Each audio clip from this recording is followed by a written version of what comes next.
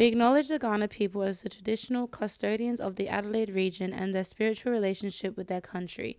We pay respect to elders past, present, and emerging, and extend that respect to all First Nations people and their connections to land. Always was, always will be. Hello, guys. Welcome back to the Three Wise Cousins. So I got Dion on my right and Aki on my left. How are we doing today, boys? I'm doing good. Thanks. How about you, sis? Yeah, I'm good. Before we get into it, just before I check in with both of you, like, how has your week been? Anything exciting? I'll start off with you, Aki. Oh, well, my week's been pretty constant. As you know, I work a lot, so it's nice to have a few days off, get to hang out with you guys, just do what we do, yap a lot. So yeah, what about yourself? Myself? Busy. I feel like it's non-stop at the moment. Running on no sleep, but hey, you do what you gotta do. That's it. It's grateful. So wet. I'm grateful to be busy. Sorry, guys. Can you do that one more time? Run it back. I'm grateful to be busy. Okay, That's there we it. go. All right. How about you, bro? No, I'm good. It's just starting to get into the busy kind of period for me. So just trying to lay the foundation, plan and prepare. And the goal right now is just to stay ahead and maintain that gap so that especially when it comes to like comp season and everything else, it doesn't get too hectic or more hectic than it's going to be anyway. Yeah, for But sure. yeah, other than that, I'm chilling. No gas and no breaks, huh? What are those? What are breaks? Seeing the prices. Literally. So we got some pretty good topics today we're going to get into. So Aki, do you want to touch on a little bit? Yeah, so for today, I will be looking at the stew, and we're focusing on the pre-workout. So like the pre-comp, any sort of things where you've got something big coming up. What are the sort of rituals that you do to get your head in the game? Get it? High School Musical? I like Yeah. If you know, you know. The real ones. And what about you, bro? So I'm taking over rapid fire, and lately, well, we've always done rapid fire where it's more like just general stuff. This time we're doing like a dancers edition. So some of these things will probably be relevant to you whether you're a student or a teacher. So yeah, just something fun and chill. Oh, I like. And I will be covering Brown Talk, cultural appropriation versus appreciation. Yeah, so, all right, I'll hand it over to you, Aki. Thank you. Well, whether you're the type of person who needs to sort of hype yourself up before something major, or if you need to take a bit of a zen moment, we all have these different sort of things or habits that we do just to make sure that we put our best foot forward, whether it's a comp, whether it's a performance. There's always something for myself that I always do, which tends to not be the best, but it's just it tends to be not eating before. Like I tend to struggle to eat a big feed beforehand, just because otherwise I feel like it's just gonna not stay down. But yeah, what about you guys? Is there some things that you do just to get yourself going? I think for me, just trying to just be like, I guess, as zen as possible. Especially with just how chaotic, like we just said before, all gas and no breaks, it really do be that. I think for me, especially like if I do too much, I collapse, like literally.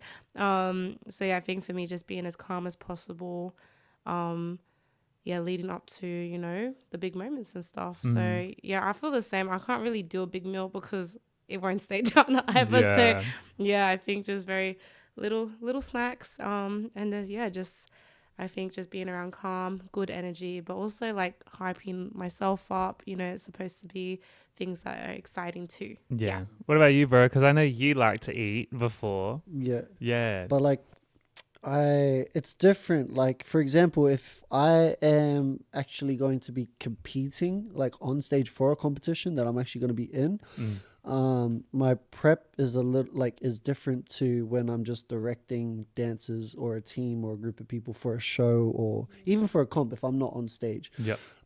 So as like a dancer or like performer or whatever, generally my prep is I try to, and I'm sure you guys maybe do as well, like you try to get like a good night's rest, but depending on what the comp is or what the performance is for and stuff, like the nerves and the like kind of running through all the scenarios of, what happens if I don't do this right? What happens if I get to this spot late? And all that sort of stuff. So, you have that like kind of like mental mind games with yourself a little bit, or I do at least. But try to get a good night's rest. Wake up, have like a good breakfast. So I don't need to have something to like fill me completely for the whole day, but I just need to fuel my body because I know for what's to come, and the waves of emotion and energy between getting to the venue, warming up with the team, doing a practice, then preparing for a tech run. If you get one, then you got to wait another couple hours, get changed, and then get ready to go on stage. There's a lot of like highs and lows, and similar to you guys, like I just like to just zen out, chill out. I tend to, not in a bad way, but like I just tend to kind of keep to myself because like I just like to kind of just watch what's happening around me. Like if I'm in the green room or dressing room, and even if it's just our team, but even more so when it's like an open space where you're around other teams or other groups of dancers and classes and students. I just try to do my mental prep, just the visualization stuff, to make sure that I'm not questioning or doubting myself more than you naturally will when you feel anxious or excited or nervous to perform. So my thing is more mental prep than like physical or specific things. Like, yes, I do feel like before I go on stage that I want to do like a bit like a full out mark, just to kind of get a sense of like what I'm going to prepare my body for the next 5 minutes or however long the set's for. So yeah, that's my thing. Is there any musts that you have to do before the big number? Like for me, for example, for me, I always make sure that I have at least 10 minutes where I can basically go from head to toe, just like not massage, but basically just put pressure on each of those points and just like feel it and like let blood go to that area. It just allows me to feel more connected because one of the worst feelings that I get is feeling disconnected from my body. And so the goal for me is to make sure that I can let my body go as like autopilot as possible because like obviously you trust your body to perform. But yeah, there have been instances where I have forgotten or haven't given the time to do that. And then you notice that, say, for example, my foot's cramping or my arm hurts or something like that. So yeah, that's my must have before. What about you? That's a good point you mentioned, is like a lot of the times with, especially if you're like a seasoned performer, you're going to get given usually you're going to get given like a call time to be there, a time for your tech run if you get a tech run, as well as like the estimated time that the doors are opening, the event is starting, and then what time roughly your category or performance is going to be on. Now, obviously, there's a lot of variables, like Aki mentioned. Like, there's going to be times where there's technical difficulties, there's, I don't know, a whole bunch of other difficulties and issues that you're going to have to learn to navigate and deal with as a performer. So, learning how to navigate and overcome, like, you thought you had 2 hours before you were on stage and then they tell you you're on in 10 minutes. Like, you've got to learn how to really be able to adapt and not hesitate. Well said. So I think like it's really, I don't know, it's really interesting just to kind of see, especially like now for me being on the other side of, I've done so many performances and stuff, and now getting back into competing and performing with my own team now, it feels like, even as we're like preparing for like our upcoming season, like even right now, it feels like there's like another level of like, I don't know if it pressure, maybe expectations or whatever, but no, I think, I'm just really excited. I get that. 100%. I feel the same way, especially coming from taking a break from comps and being more performance focused, and now coming back into comps, I'm just kind of like, not so much feel like I've got something to prove, but it's like, I want to do it for myself, you know? And like there's a degree of pettiness here of there being like, I want to storm these people, I want to smoke them, but also it's just kind of like we've said in previous episodes, it's like we don't often give ourselves the chance that we deserve, and so I feel like it's kind of doing that for me.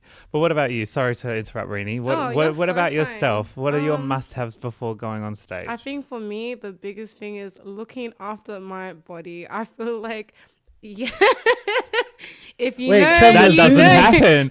Zoom in on her. She doesn't look at it. Far out. Looking After My Body, a book by Rini. She doesn't do it. Yeah, I think I've when it comes to the mental stuff, for me it's mostly just nervous, excited, because I think for me, like, I don't know, like, I don't really have like a beforehand ritual.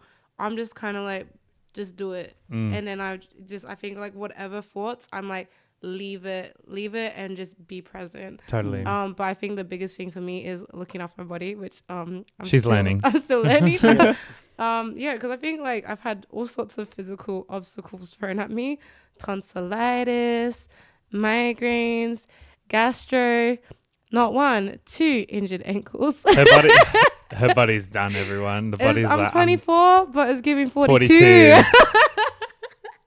42. So yeah, I think just like looking after my body when it's it's like a pretty, what's the word? Like, all hands on deck kind of thing. It's an enduring thing to do. It's a big yeah. commitment, but obviously we do it because we love it. But yeah, it's like, trying to get on to stage, in one piece. So learn it from me. Look after your body, please. 100%. Especially if you're way younger than me. Literally. Yeah, it is a bit of a like it's a bit of a battle, like internal battle, because obviously like the stress and the pressure and the excitement, the anxiety, the adrenaline and all the stuff, that it's all kind of mixed into one, and like everybody handles and regulates all that differently, which is all well and good and fine and all. But I think the one thing that I like is I like that feeling in those moments. Like I might not like it right then and there, but I understand what's going to come out from the other side of it. And just as far as all that stuff goes, just like trusting in myself, my team, the people that I'm on stage with, or whatever the reason is. One of the other musts is just like, if I can't call or talk to like my mom or my family, then I'll try to, or I'll just send a message. Otherwise, like I always pray. And then even just like when I'm watching my like other people that I'm dancing on stage with, whether we're dancers or whether I'm just the director, it's just like I just reflect in that moment and just be like, man, we've come a long way in the last 2 months, 3 months, 8 months, 5 years, whatever. So I think that's definitely some of my musts. For real. Well. I don't know how some of the people that we've performed with operate before, because like they're doing TikToks, they're doing all the rah-rah. I'm like, everyone's different. Honestly, I'm like, you're wigging out. I'm wigging out. I think last year there was one particular, and I think call them out. I love them though. No shade. Call them out. No, stop it. You shady lady. That's me. Wait, do you guys know Morse code? Oh. I just remember one person being way too stressed. I'm like, please go touch some grass or something, because I'm like, I can't be near that. And then the other person was not stressed enough. I kept having to find them, and I'm like, where is this person? And then I was just like, nah, stuff this. And I remember you just being like, don't worry about it. I was like, yep.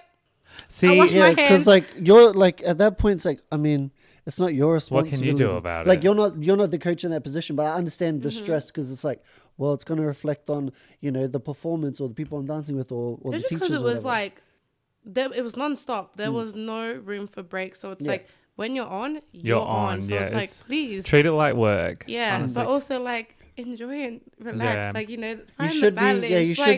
You should be training harder and like dancing more full out and more intensely in rehearsals, so that you can prepare for the performance. Performance should be chill. Because if you're panicking, like next level panicking, you're just simply not prepared. Yeah. But so it's just like. So some takeaways for that for sure. Like I would say, if you can get there a little bit earlier, do so, but not too early to the point where you're freaking out. Make sure everything is laid out so that you're good to go, whether it's costume or whatever. And then give that time for yourself to sort of like meditate or do what you need to do to get in the zone. But I think the main goal, for me at least, I describe it as the blackout effect. Like whenever I feel the best on stage is when I don't remember being on stage. Yeah. And you're so in the moment that it just like goes like a second and you're like, whoa. It's such a indescribable. Yeah, if you've never performed, like it's a whole surreal. It's very surreal. The lights make you feel away. Those instant moments where like you might engage with an audience member or someone's auntie or whatever. That's happened a few times to me. For me, like whenever I hear my family, I might not be able to see them in a crowd. yeah, you can always hear when my family pull up to I any I can attest to this. But like, it's just such a like, I'm trying to stay locked in the moment, but it's really hard to just not have like that cheesy grin or like get emotional. Just That happened to me Yeah. with your family when Yeah. a few performances ago. And mind you, everything we just talked about, I did not get a chance to do because I was struggling with gastro. Oh yeah. Yeah, and Oh, I we was choose twins. I was performing. I had a solo, mind you, and so on the second performance, so we had a matinee and an evening show. In the evening show, your fam came through, and midway, I just completely broke because I was like, "Wait, what? What's going on?" And they were cheering my name, and I was just like, "Oh, I could get into this." Yeah. I just remember being like, ooh. Yeah, it's just like it's really special when Yeah. you feel it, you know, because you put hopefully you as a performer pour so much in. It's great to feel like Yeah. you're actually reciprocating. Yeah. Yeah, but I always get really emotional every time I hear my family because it's just like, because I was never a sporty kid, never really that musical. So it's like I found my thing. So it's really like really means a lot when And they. you're seeing them in the crowd and stuff. Yeah, I'm I like, love that. I promise you guys, all these late nights not being present, Yeah. they go towards Yeah, we something. made them into believers. For real, for Took real. them a little while, but hey, man, you're on the right side. now. No, Yeah. love my fam. Oh, last little thing. Yeah. Big thing that's like not just important for me, but like I understand how important energy is, especially on a day like that or a night like that where you're about to get on stage to compete, perform, whatever, is setting the vibes.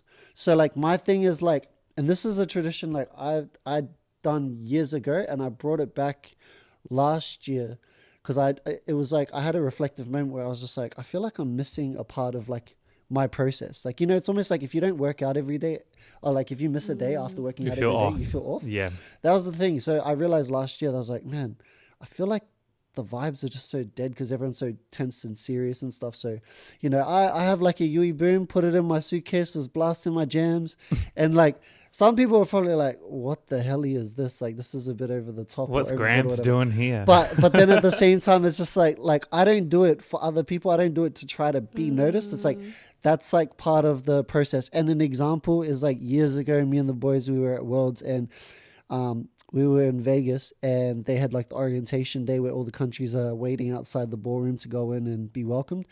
We walked in with like a big ass speaker back then, like 12 so years ago, and we're playing like Waltzing Matilda, I Come From a Land Down Under.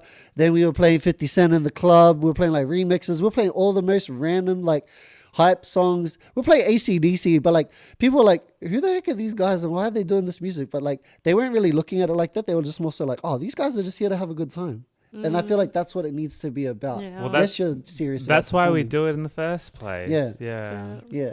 Well said. Well said. Well, there. I hope that gives some insights. Feel free to share some of your like rituals because like we all have different processes. Heck, I might even learn something from your guys' rituals because you know, maybe you can teach an old dog new tricks.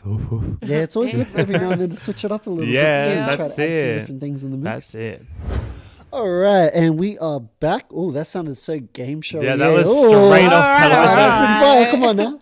Better watch out, man. I might see me on Channel 7 or Channel 10 sometime soon. Who watches Channel 7 and Channel 10? Change the channel. Hey, they need some ratings boost. I'm the guy. All right. We're going to get into our next segment, which is rapid fire. But this episode, yeah, Pim Pim. Do you Pim Pim? Got it. Leave my hand alone. Womp womp. Leave your own hand alone, brother. You know what? Yeah, shout out to my brother. He did it. And he's disabled. All right. Thanks for sharing. Anyway, rapid fire, but dances edition. So, there's not a lot of these, but like if we want to like delve into it, then we can with context, without, whatever. Either or is chill. All right, cool. Ready? Sounds Yep. good. All right, locked and loaded. First one: classes or rehearsals. When you've got an answer, just give me like a nod or something. Yep. 3, 2, 1. Rehearsals. Okay. Rehearsals. I can't even speak. Real. Okay, why? Oh, just because I don't mind rehearsals, but I think sometimes like there's always one person who is just not switched on, and I'm just like, It's you, gonna be- Rini. Shut your mouth. And I'm just like, damn, it's gonna be a long night, or Yeah. we're gonna be forced to do burpees if this Bruh. person doesn't lock in right now. See, I feel the same way about classes because I guess maybe it's because I come from a teacher's perspective as well. One of my issues is when other students in the class are not spatially aware, Yep. and they Yep. block other peers in the Oh, class. we've spoken about We've this. done this You and me before. are like victims We're of back this. again. The gag is one of our most recent classes. I was a victim of her not being spatially aware. Camera Oh, two, sorry. her. I know exactly what this was. Yeah. too. No, but my thing is that now, if I was to be a student in a class as well, I love it. I love to soak up whatever the teacher has. I think though, for me, I like to take that away and then process it for myself now as I've gotten older. Whereas as a rehearsal, it's like we're gunning for it. This is like a sprint for the next 2.5 hours. It's time to lock in. So basically what you're complaining about is what I like, because I treat it like work. Yeah. But I do agree though. Not It's more everyone's so- on that wavelength. It's more And so that's fine exactly to like have- because I like that Yeah. currently, especially it's like, all right, we're here to work, and it's like, and it feels good when you leave knowing you've done the work. But then it's like when you got those very few people, it's just like, look, I love you, but get it together. Well, literally. But I mean, you could say the same about anything really, you know? yeah, There's very always true. pros and cons. Yeah. Or are you trying to say something very specific about a particular type of rehearsal that we have? No, Very- I do agree, though. It's harder to rehearsal when not everyone is on the same Yeah. wavelength. And maybe that's something we should tap into another time. Yeah. Mm. Flag it. Bookmark. All right, next one. Morning or night rehearsals? Okay. Yep. 3, 2, 1. Morning. Oh, come on now. Look at us. Rise and grind. And literally, Well, that's it. I'm used to an evening rehearsal, but I actually really like getting it the hell out of the way. And then we can just wind down from there. Start at the top, 100 at Yeah. 6 a.m. And then by 8 p.m., I'm ready to go to bed. Yeah, exactly. Because it's like you get used to like the late night rehearsals, but when it's just a morning, it's nice because then you have the rest of the day to yourself. Or what if you've just like actually had a pretty flat day from the get-go? Then Well, you got to that find this too. energy that didn't exist. Yeah, pull it by out the of your time butt. you've had a long day, you've had an argument or Yeah. two. With And people, how many whatever. times has that happened to us? Or we've seen other people be flat from the start and like, oh. And then it's the type of people that you were talking about in the previous question. It's just like, well, oh, here we and that's go. where it's like, we're all tired, guys. We're And all es- tired. And especially because we're trying to establish, in rehearsals at least, we're trying Mm-hmm. to establish a good ethos and like vibe in Yeah. general. It doesn't help when someone's flat. Yeah. You got to match me somewhere, you know? That's Yeah. it. Mm. Nice. All right. Next one. Front row or back row to Dance. to dance? Yep. All learn. 3, 2, 1. Bag. Front row. Oh, You all right, go. Beyonce. But she's blind, guys. Oh, so yeah, that's it. Actually, I was gonna say actually is what it is. Visually. Because when I'm at the back, like the back, I'm like this. I'm squinting a bit Yeah. sometimes, so that is definitely part of it. But for me, if I'm at the front, I can't hide. So that's why I'm like the front, because it pushes me out of my comfort zone, and it's like, girl, just do it. Like, because even if you're the back, you can still be seen. So just do it at the front. That's good mental. Yeah. Yeah.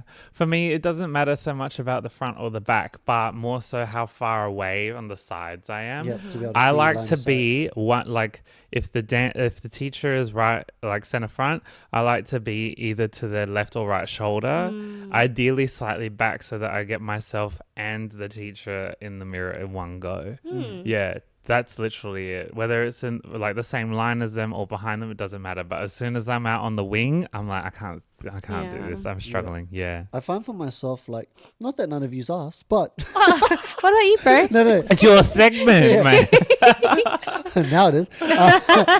My thing is, I like to start learning the choreography at the back because I know that that's going to be the thing that we drill the most and get the most repetitions out of. And then towards like the second half or the later part of class, towards the end, I'll go to the front so I can actually see myself along the and choreographer detail. and just clean up stuff. Yeah. Because I know even if I stood right next to the choreographer or at the front or in a space where I can see myself and the choreographer in the mirror, I'm not trying to pay attention to what I'm doing. I'm just trying to like piece it together. But yeah, that's my preference. Yeah, nice. All right, we got last two. Okay. All right, next one. Mobility or strength and conditioning? Oh. Okay. 3, 2, 1. Strength Mobility. and conditioning. Because I'm already mobile. She's a geriatric.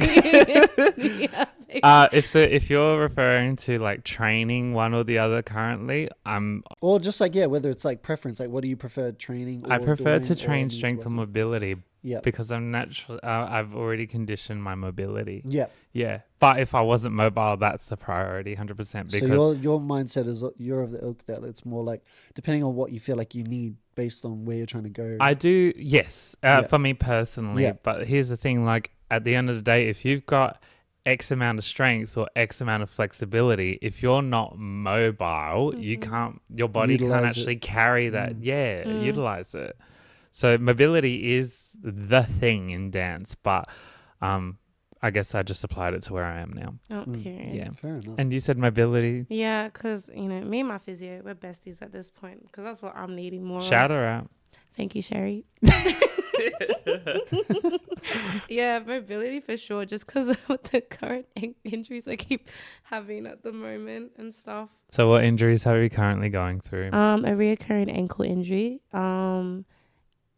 Yeah, my my back and hip at the moment. And big both back, my hands. big back. And both my hands. Shout out to Tyler for hurting this one and my bro for this one. Yeah, the boys. All right, last Do one. it again. Okay. Last one. All right. Would you prefer to be in a full class with no energy? It's just dead, flat, nervous, weird, timid, or a small class but absolute vibes? Let's go. 3, 2, 1. Small class. Period. I'm not paying for 30 other people to be there. Yeah, literally. It basically But becomes the a energy, private. it makes the energy, like the energy makes such a big difference for sure. Yeah, 100%. Especially like if you're coming in and it's like, you've had a bad day. And then when you see other people like putting in the energy, it's like, oh, let me just check myself real quick. And like as a student, other bodies don't really matter. Yeah. So having less bodies there means that you get more like it's more of a one-on-one Well, yeah, exactly. You experience get with the teacher. way more It's out a of private. Whereas from the teacher's perspective, though, I guess from an ego perspective, yeah, more bodies does sort of feel like you're doing better as a teacher. But then I would argue, what about the quality of your work? Can the students actually gain from what you're teaching? Can they actually do what you're teaching? No shade. And But- also, as for the teacher, are you still willing to give as much as you would With for like less for people. like 5 people or Well 2 said. people, whatever, compared to like a full room of like 40, 50, 100 plus? That's whatever. the team. it. Yeah, that's Yeah. the team. That's the two. Well, that's rapid fire. Pew pew. Pew pew. Pew pew. Oh, Let it go. not so rapid, but anyway, take it away, Rini. Okay, so cultural Oh, So cultural appreciation versus cultural appropriation. So I feel like there's a lot to talk about this, but I thought we would focus on personal experiences that I guess you have felt when there's been times that you feel like your culture has been appropriated. oh, just appropriated. Okay, yeah. But even appreciated, like I think like where's the line? What's the differences? And I think more than anything for, listeners that aren't of our cultures, I think this is, just something really healthy to listen to. There's for a sure. learning opportunity. That's yeah. it.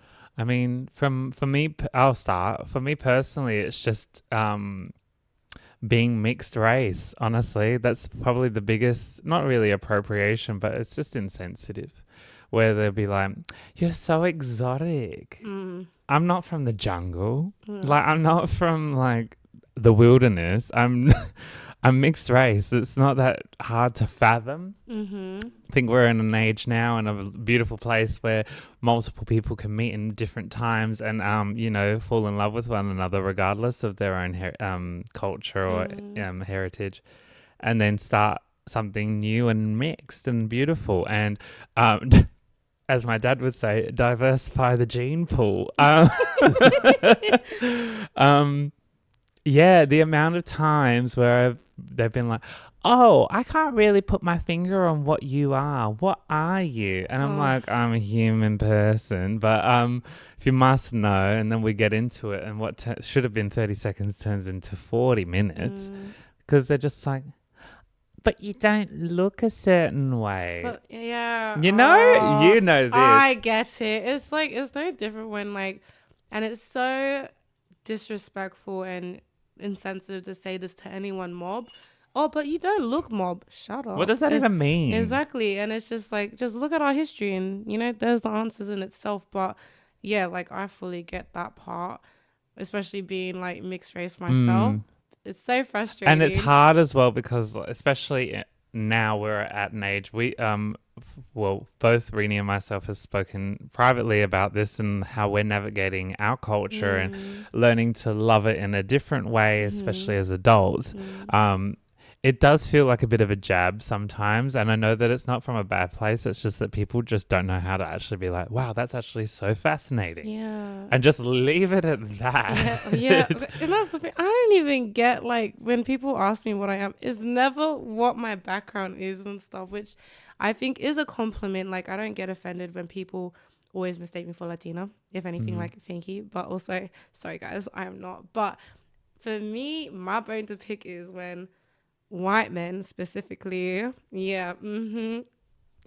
at in y'all, but What are they doing? What are the white men doing? is when they start asking, and this has been like in any kind of setting, whether it's at a club or like someone I'm getting to know romantically, and then I feel like little fetishes come out. It's like, can you call me PAPI? It's like, no, do not fetishize my Latina girlies like that, first of all. And it's also like, I don't even speak Spanish. It's so disrespectful. Well, based on your one gig that you got a few weeks ago, I believe you do speak a little Appropriation? Spanish. I will say that was completely unpaid. Oppress the Oh, oppressor. so money. So money defines whether it's not. It was Literally. it was just kind of like, I don't know, just the opportunity. But you got asked by Spanish men, right? Well, yes, that's it. Yeah, and they thought I was, and I'm just like. So it's like you got the pass. And then I asked them, and I was like, "Oh, are you sure? I don't know." But yeah, and I mean, I remember calling my Latina friends like, "I need a Spanish 101 lesson ASAP quickly." Spanish for dummies. More so just to make sure the pronunciations were correct. But you did the right thing. Yeah, Yeah. of course. Yeah. So I fully understand that. I think it's just it's a generational thing. It's an education, not just in the schools type of education. It's like how you're raised. 100. You know, I think that's a big thing. But as far as like appropriation stuff, things like when I see, for example, in places like in America, like the football teams, when they start doing the haka, and like Let's if they've talk got about somebody that. if they've got somebody that's From of that there. culture from there, or if their coach or somebody in the coaching staff is Maori or of that ethnicity, then cool. But like, I mean, I can see that again. They don't mean any malice by it. They just see like it's such a powerful Like a war cry. thing, Yeah. and like for them it hypes them up it before is. the game. But Yeah.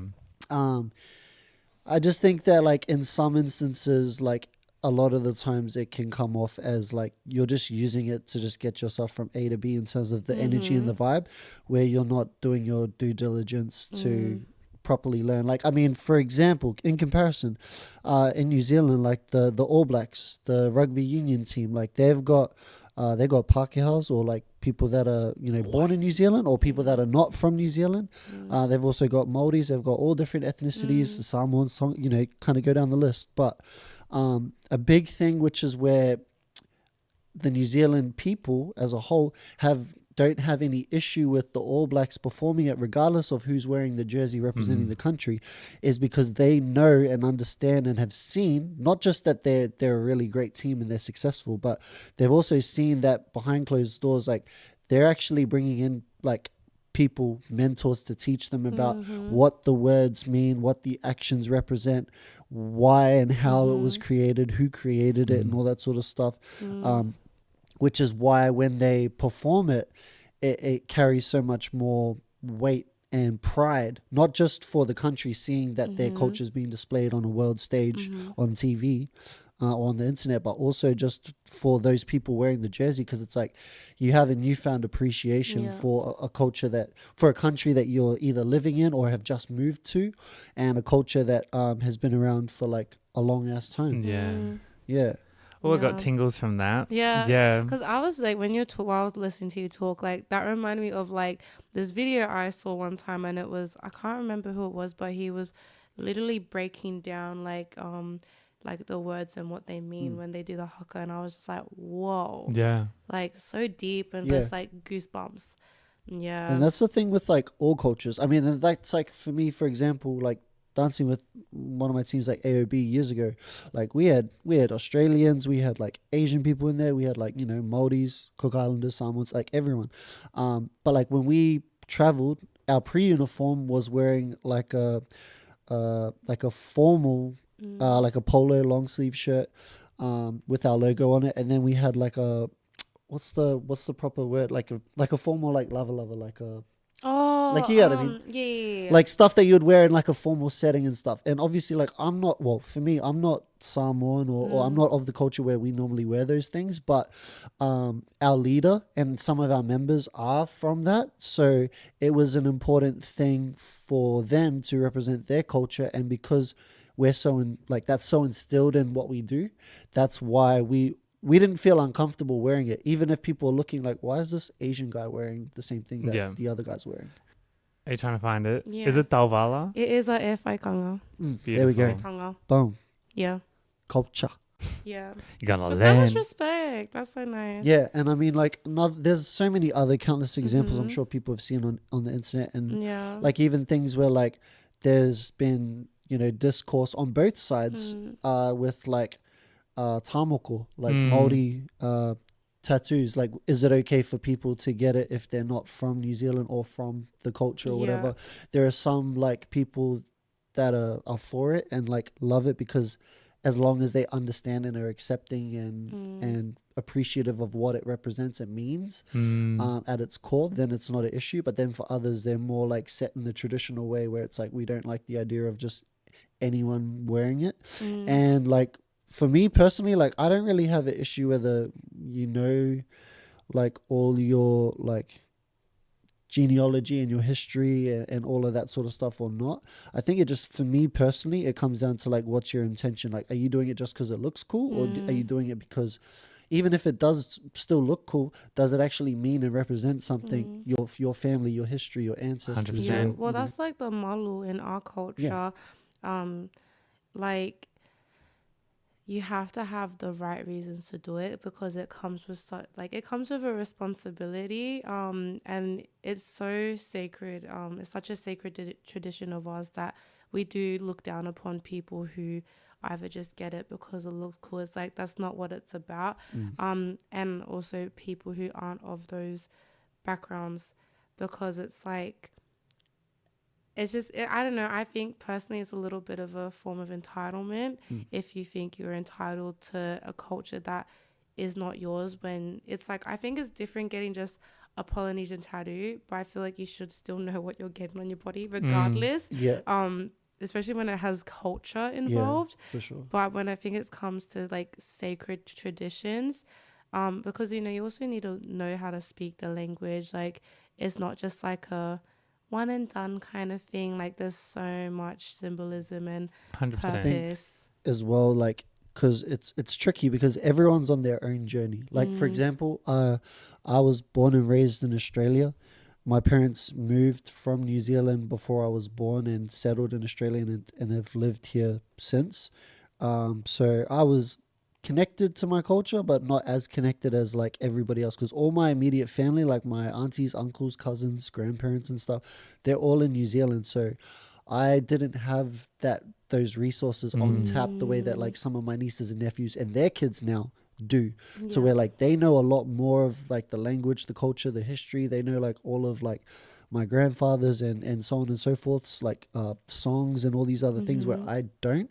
And like for myself, like I struggled, still do, but just not as much.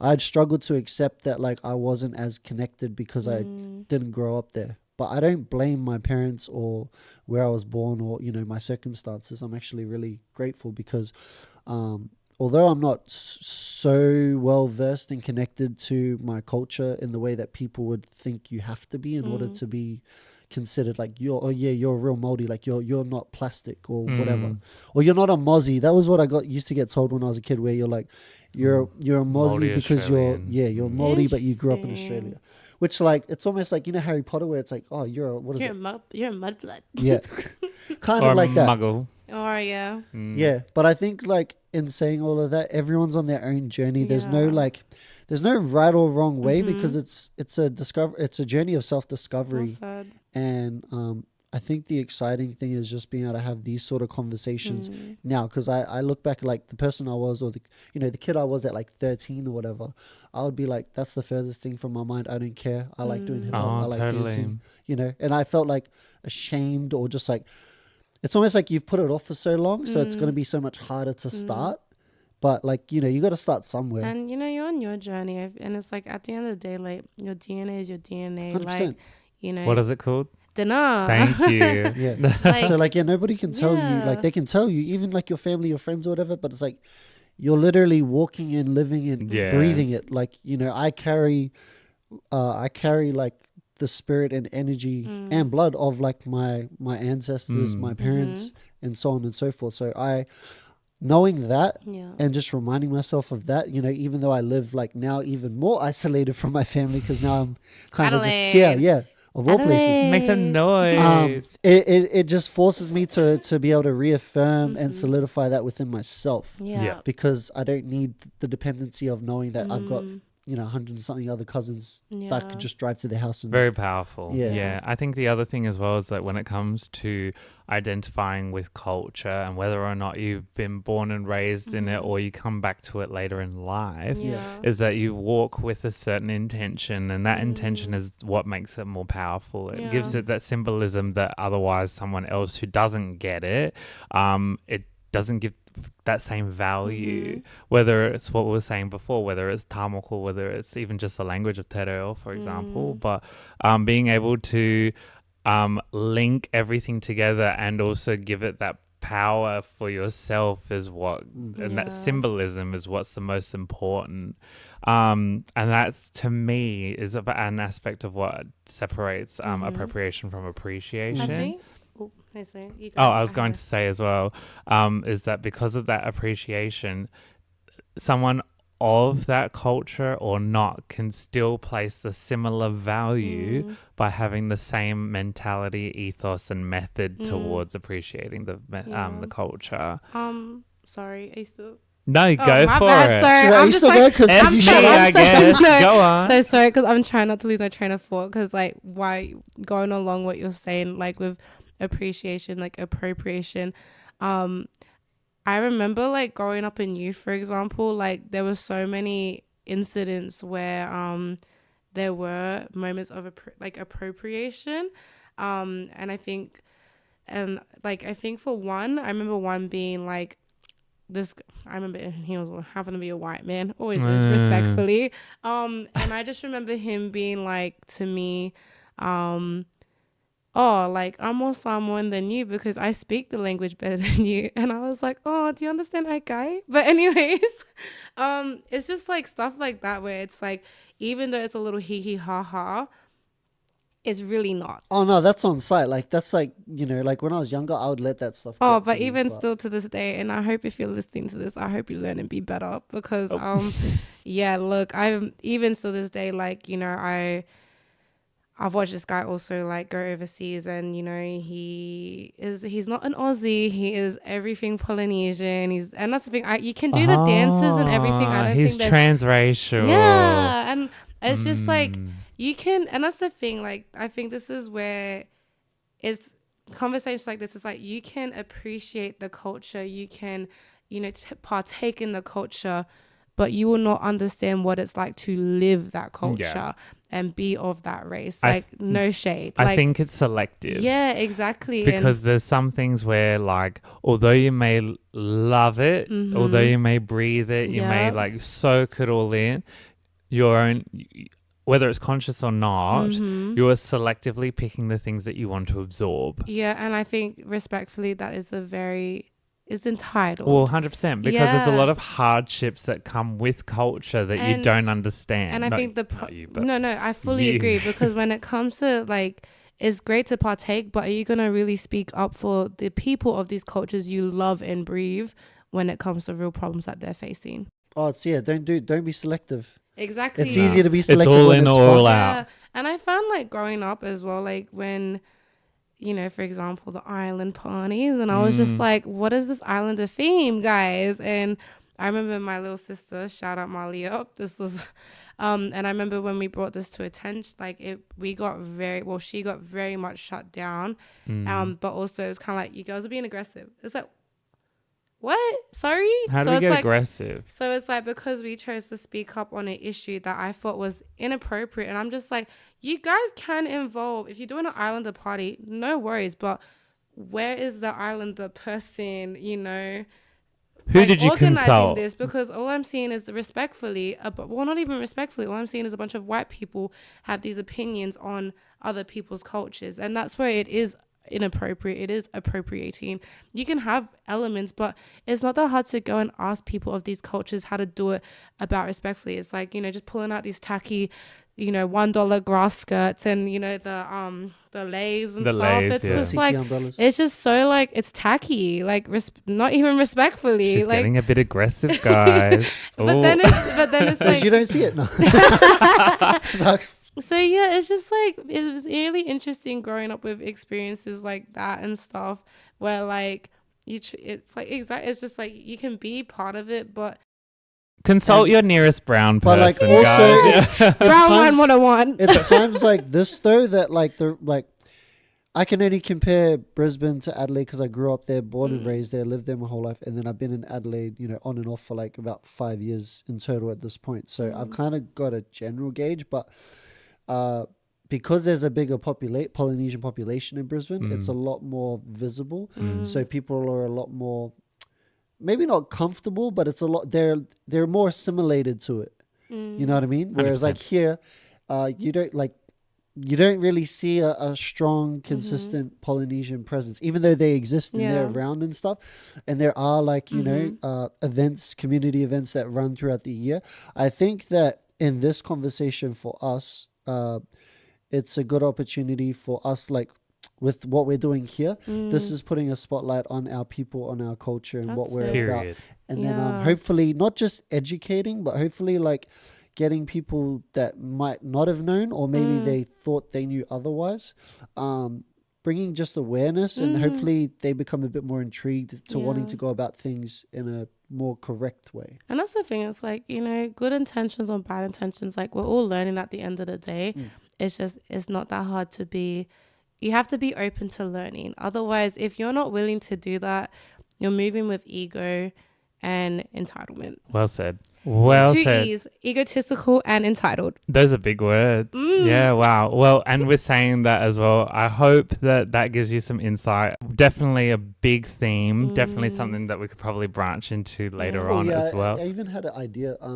My cousin Janie Tuapawa, she's a tattooist, and she does a lot of tamokos. I don't know the name of her shop, but like it's down the road from Mum's house in Brisbane. But maybe one time I can just give her a call, and then she can chat about like tamokos. Let's do whether it. That's yeah. Versus so just Polynesian Yeah. themed tattoos. That's I've got a whole list of Yeah. things to talk about there as well, because But- my personal favorite thing to hate on Oh, is Polynesian inspired tattoos. But yeah, real quick, just to like wrap this segment up as well, like last like thoughts of it. At the same time, like a lot of it we've been talking about is the appropriation side.